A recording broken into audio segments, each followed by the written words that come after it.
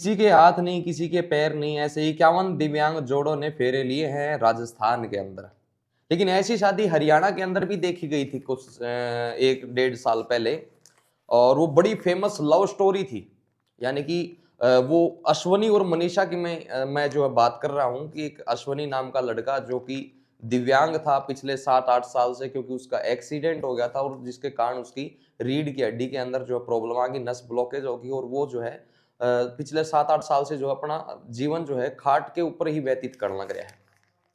तो लगभग 1 साल पहले 1 साल नहीं, लगभग 2 साल पहले अश्विनी को जो है एक लड़की मिली सोशल मीडिया प्लेटफ़ॉर्म के ऊपर, और उन दोनों ने जो है बातचीत करनी शुरू कर दी।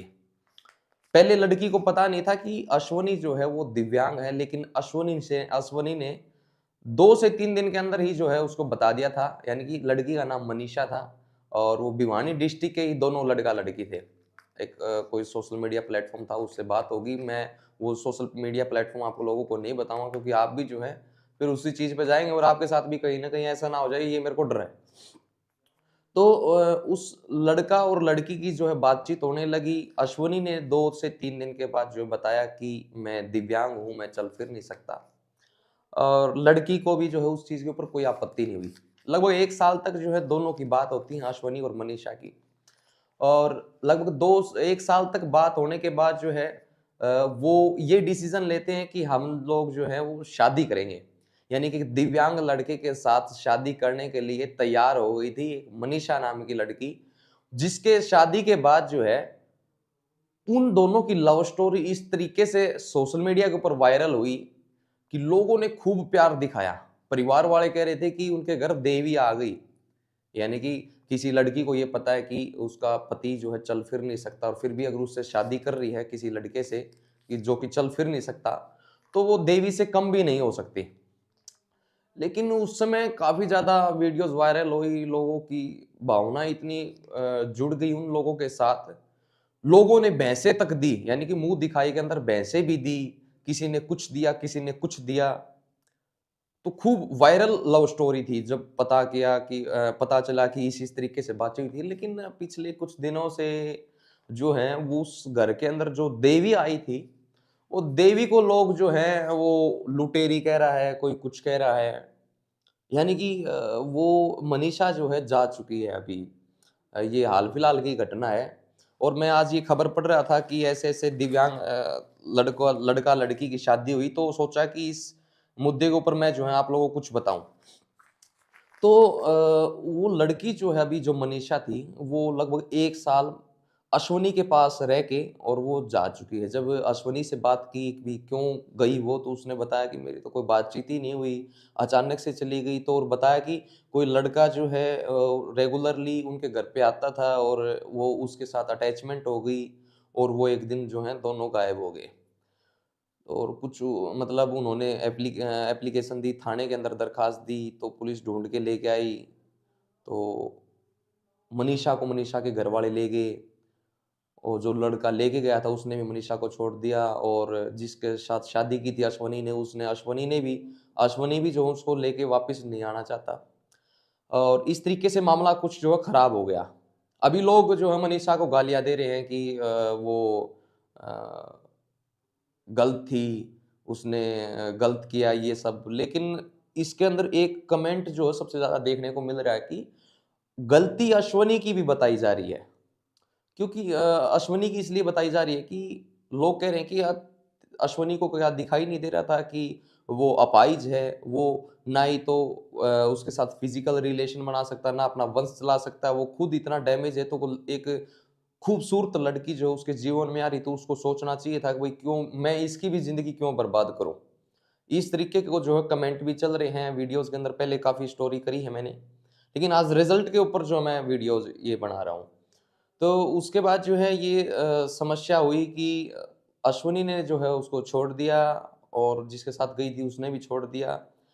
तो मनीषा का एक दिन किसी यूट्यूबर के पास जो है कॉल आता है कि मेरे साथ मार-पिटाई करते थे, जो कि बात सत्य है, क्योंकि अश्विनी का भाई जो उसको थप्पड़ मार दिया करता था, उसने खुद कबूल की कि वो जैसे कि अगर बुज़ुर्ग बैठे हैं आदमी बैठे हैं, तो उनके बीच में आकर बैठ जाया करती थी। तो इस बात पे डाँटा, इस बात पे थप्पड़ मारा कि तू इधर मतलब तेरा आदमियों के बीच में तेरा क्या काम, इस तरीके की जो है टोन यूज़ की जाती थी।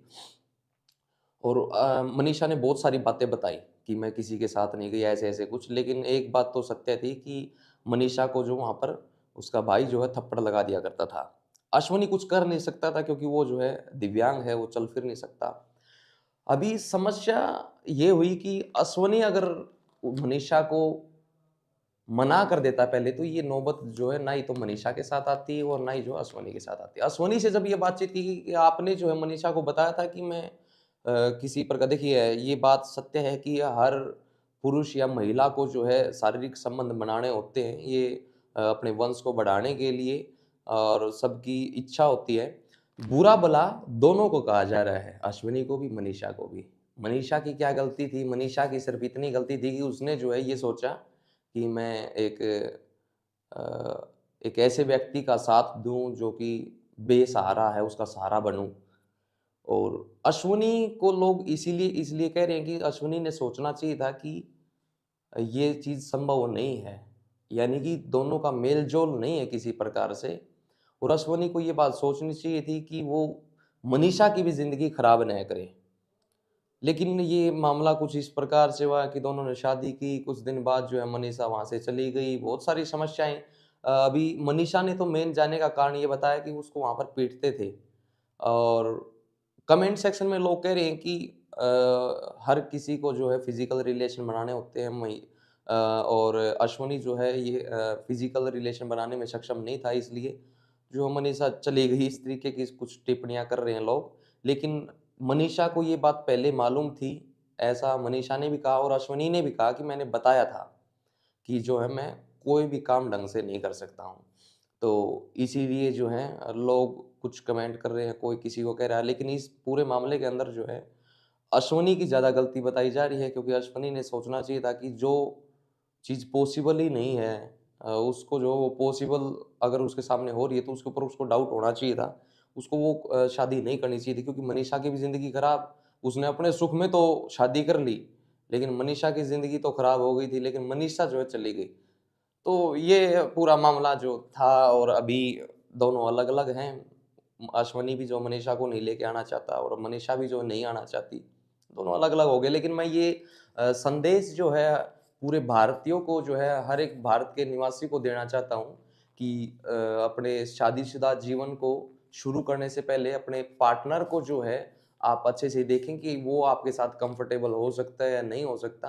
अगर नहीं हो सकता है कंफर्टेबल, तो आप पहले ही मना कर दीजिए कि मुझे शादी नहीं करनी, या फिर जो हम कंफर्टेबल नहीं हो पाएँगे एक-दूसरे के साथ। और लेकिन लोग क्या करते हैं कि भावनाओं में जो है फैसले ले लेते हैं कि अभी मैं शादी कर लेता हूँ, और उसके बाद में जो ऐसी-ऐसी स्थितियाँ पैदा होती हैं कि दोनों एक-दूसरे दूर हो जाते हैं, दोनों की ज़िंदगी नरक हो जाती है। क्योंकि लेकिन बड़ा दुःख होता है हर व्यक्ति को जब उसका साथी जो उसको छोड़ के जाता है।